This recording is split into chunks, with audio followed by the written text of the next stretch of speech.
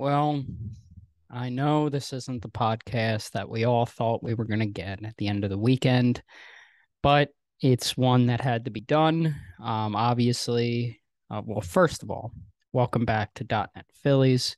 And before we get started, obviously the Phillies lost in 6 games to the Astros in the World Series. It was an emotional night. We'll get into it, but before we do, I just want to say thank you for everything this season. When I started this was something that I didn't know really what I was doing. I thought for a while it would just be little updates or something like that, and you know it turned into something that I look forward to doing for a very, very long time. Hopefully, I would love to do this as a career, but for now, doing it in the capacity I am, talking to you guys and having good conversations about this Philadelphia Phillies team has been something that has been very special to me. The 2022 Phillies for a lot of people are special, for the younger kids, first winning team in a while for someone like me reminds me of like the 07 to 11 run. But it was just magical, special. And I guess I chose a good time to start doing this. Um, and for going forward, there's going to be podcasts. I'm going to try to do once a week. It's going to be tough only because there's only so much content to be talking about, but I assure you, I'm going to try to do the best I can with content throughout the off season, free agent signings and stuff like that. This podcast specifically, I'm going to adjust the camera. Okay, professional over here. This podcast specifically is just going to be a reflection of the season, of this experience that I've had doing this, um, and just how proud I am of this team. So let's get started. They lost 4 games to 2 in the World Series, as I previously mentioned. They won game one. They were down 5-0 at going against Verlander, and they just clawed their way back. And everyone and their mother in Philadelphia was feeling great. They felt like this was going to be it, myself included. That's a ballsy win to do, especially down in Houston against a guy who's a future Hall of Famer, going to win his third Cy Young award. That's big to do. And then you get big pitching. Rob Thompson managed this game very aggressively because he knows how important game ones are, and that's kind of been the formula of this Phillies team during the playoff run is, split wherever, sweep at home, move on. Obviously, that was looking good until we get to the later games, but so, game two comes around and Wheeler isn't the guy you really thought he was going to be. His fastball sits about 97, 98, 99. He was sitting 94. So he got torched in the first inning. Offense really couldn't click against Framber Valdez. And I kind of talked about that in the last podcast. Little shady stuff from Framber, but it is what it is. And then we move on to game three, the Lance McCullers game. Harper sees that he's tipping pretty early, hits the home run. Then he says the stuff to Bohm, and Bohm hits the home run. And then Marsh hits a home run. And then Hoskins hits a home run. Then Schwarber hits a home run. And the pitching was great. Ranger Suarez was fantastic. And what ultimately ended up being his final appearance of the season. Really was wishing to see him tonight in game seven, but clearly that's not the case. And then that's kind of the last of the good stuff from the Phillies. Game four, they're up 2-1. They get no hit at home, which was just not ideal, not great. Christian Javier was fantastic for the Astros, so I got to give him props there.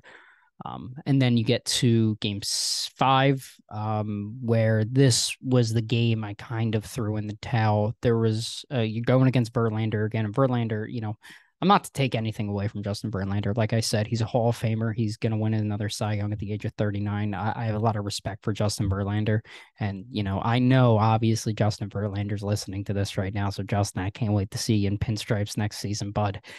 Um, but Verlander, we had a lot of opportunities early. The bases loaded in the second inning. and you have Hoskins coming up, and he just couldn't get the job done. And it just felt like opportunity after opportunity after opportunity after opportunity, and they failed every single time. And it honestly felt like I was watching the old Phillies again. The team that was collapsing in September, because they did collapse in September, but they were able to squeak in because of our Miami Marlins. Um, and it just kind of it sucked. It sucked to see, and I really thought going after game five, or yeah, game five, that they were going to bounce back and they were going to put their pardon me, they were going to put their best foot forward going into game six. And I got to give props to Noah Syndergaard. Noah Syndergaard went 3+, gave up 2 runs, and I honestly felt like he shouldn't have been in for Jeremy Pena when he hit that home run against him. um I really feel like you should have gone to Brogdon to start the inning, and who knows how the game ends up that way. But Noah Syndergaard is a guy who did his job, did exactly what you wanted him to do all postseason. He was fantastic out of the bullpen. He's a guy that you look at. Is he going to want money as a starter? Is he going to want money as a reliever? Are different clubs going to view him as a long man in the bullpen now because of how the Phillies used him? Maybe. And part of me wants him to come back here. We'll talk about free agents in a little bit. I have I have some notes on here. um oh, wow, breaking news. Edwin Diaz and the Mets, 5 years, $102 million. I feel like that's a lot of money for a closer, but worth it. This isn't a Mets podcast, but that just popped up on my phone, so I had to say Mets and Diaz are in agreement. 5 years, 102 million, which again I feel like is a lot of money for a reliever, but obviously he's one of the best relievers in the sport. So good for you, Mets. God, yeah. But we're not talking about the Mets. They, God, what time did they play last night? Oh, right, that's right. They lost in the wild card. Anyway, um, I have a list of some free agents that I want to talk about that the Phillies have now. But you get to game six in Houston, Framber Wheeler, and you really could tell what kind of Wheeler you're going to get within the first inning. I was telling my family that, my friends that we're going to know what kind of Wheeler we're getting. So when that first pitch came in at 98, I was smiling ear to ear because I'm like, yes, our ace is back. Our ace is going to get us to game seven, and Rangers going to get us to win, and we're going to be partying. And that was for the most part correct. Schwarber hit a home run in the top of the sixth. And I was like, okay, like they got it. They got Wheeler the run. Framber was the first to blink in this ace contest. And then we get to the bottom of the sixth, and Martin Maldonado is hugging the plate and leans into a pitch that was not called by the umpire this time around, which was just great. Excellent Bush League baseball. Which that then opens the floodgates. Wheeler gets a strikeout of McCormick. But then Altuve hits one up the middle. So it's Pena hits one up the middle. Uh, so, this is how it happened. I'm sorry. I didn't have any notes. I was very emotionally distraught. So Altuve hits the ground ball to Bohm. Bohm gets Maldonado at second, but couldn't turn the double play because Altuve's speed, obviously. And then Pena hits one up the middle. It's first and third for Yordan Alvarez. Wheeler's sitting at like 70 pitches, and Yordan at that point was 0-2. He didn't look very comfortable against Wheeler. He broke a couple bats.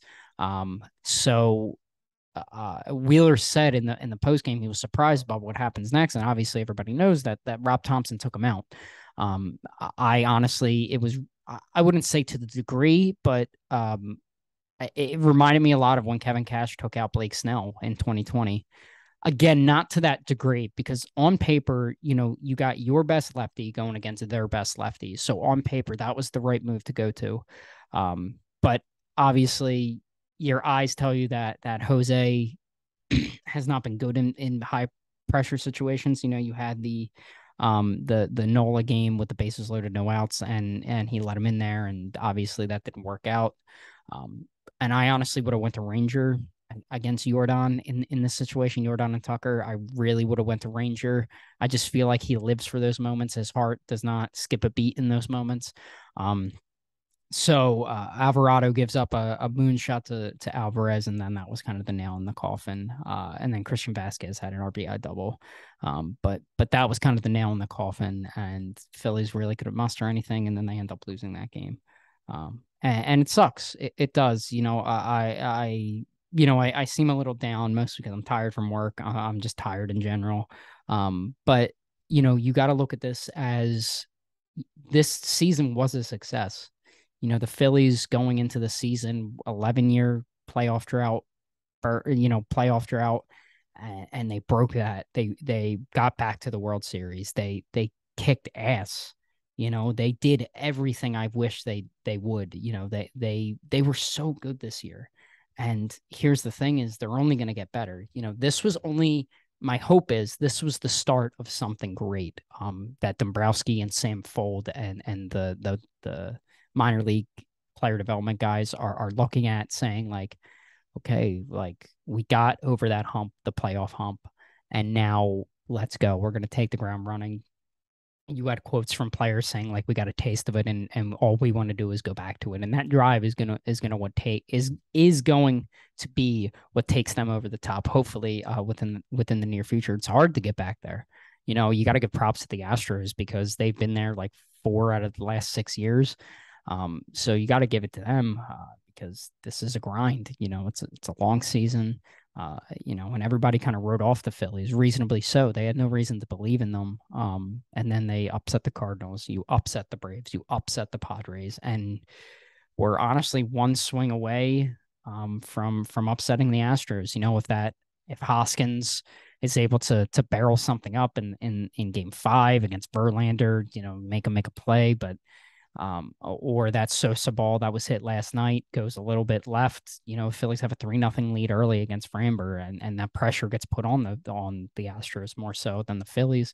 But hey, baseball is a funny sport, so pardon me. And I'm just again, like I said, I'm so so so proud of this team and what they've been able to accomplish. I can't get over it. And like I said at the beginning of this, just thank you guys for all the support, for the love, the kind words, the keep going, just everything. I've been at a loss for words over the support that I've gotten over doing this stupid little thing. But like I said, the best is yet to come from the Phillies. The best is yet to come from me. I'm so excited to do like off season stuff, like perfect off seasons and trade talks and do we want this guy and does this guy fit in here and how are we going to build this bullpen? My hope is to have some of the guys on on girl. We had Naomi on. Have some guests on. I know Will wants to come back. Matt Saporsky said he wants to come back. I have a couple other guys that have been wanting to come on. So, I it's gonna be fun. And so shifting over, I want to talk about some of the free agents. I wrote it down on my phone because I just didn't have time to really look at it. So the unrestricted free agents for the Phillies, you have Noah Syndergaard, as I mentioned before. Corey Knebel, I honestly forgot he existed. Kyle Gibson, thank God. Brad Hand, thank God. David Robertson, thank God. Johan Camargo, also forgot he existed. Chris Davinsky, shout out to high leverage Chris Davinsky and Michael Kelly. Those are the unrestricted free agents. So out of that list, um, honestly, you know, somebody that I would consider bringing back would be Noah Syndergaard as like that long man, like we saw him, or as an opener for that matter. If we get obviously the rotation is going to look different going into next season, but we'll talk about that in the perfect offseason pod. You're not going to rely heavily on Nola, Wheeler, and Suarez and then figure it out for 4 and 5. You're going to have Nola, Suarez, Wheeler, Carlos Rodon, Tyler Anderson, Andrew Painter, Griff McGarry. We could talk about it. We could go on and on. But my point is that Noah Syndergaard's a guy I would definitely consider bringing back as a long man, and I hope that taste of playoff baseball in Philadelphia, he'll take a cheaper deal here. But hey, if somebody offers him money to be a starter, then go ahead and take it. I think he's earned it. But I think if I'm, Noah Syndergaard, as your Mets days are behind you, bud. You're a Philadelphia Philly, so I would welcome him back with open arms. I thought he looked really sharp at the end of the season, and tackled a lot of big innings for us. I would not bring back Corey Knebel just because of the injury thing. I was a little hesitant to start when they signed him initially. I just thought, I get it. I get why they signed Corey Knebel. He was excellent for the Dodgers, and he's a guy that, if you're a guy on the Dodgers, yeah, every team wants you because you're great. And he was good when he was here. Yes, he had all the blown saves, but out of that closer's role, he was like Hector in 2021. When you take him out of the closer's role, he was fantastic. And that was Knable this year. I wouldn't bring him back. Kyle Gibson, Brad Hand, no, no, never again. David Robertson, not he scares me. That's the only thing. Johan Camargo, no. Chris Savinsky, no. Michael Kelly, no. So then we get to the big guys. Some player options, some club options, excuse me. You have Gene Segura and Aaron Nola. Obviously, Aaron Nola is going to be back next year. And I honestly would sign him to an extension this year. And I know everybody's going to be like, well, he blew game one. I don't care. Aaron Nola is one of the best pitchers in the sport. Get over it. Okay. Gene Segura, this is where it gets tough because it's 17 million club option. Um, it's tough. Do you decline it and then hope to sign him cheaper as a free agent? Maybe, everybody loves Gene. Bryson Stott talks about how much he loves Gene. Reese Hoskins, we'll get to Reese Hoskins, talks about how much they love Gene. And so I hope, I don't know. It's tough to say because there's a certain shortstop who wore the number 6 on the Dodgers that I would love to have, who could also play second base. So something to look out for. The mutual option, Zach Eflin, I'm 100% taking Zach Eflin's mutual option. I thought he was fantastic out of the bullpen. So he is definitely a guy that I would want back in the bullpen, much like Noah Syndergaard. And you can kind of, every team Frankenstein's their bullpen together. There's a lot of turnover in bullpens.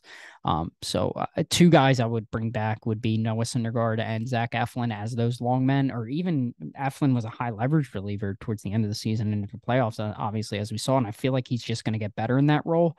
I just wouldn't bring him back as a starter, especially with that knee issue. I feel like that is solved through him pitching less innings. So that's just that. And in terms of, oh God, I think the only free agents that are free agents is Segura on the hitting side of things. I'm thinking of the bench. Stubbs isn't. Edmundo Sosa, no. Matt Vierling, no. And then you get around the horn. Yeah, I really think this is the first time in a long time where we haven't had a lot of turnover on offensively or whatever. And then you it's gonna suck.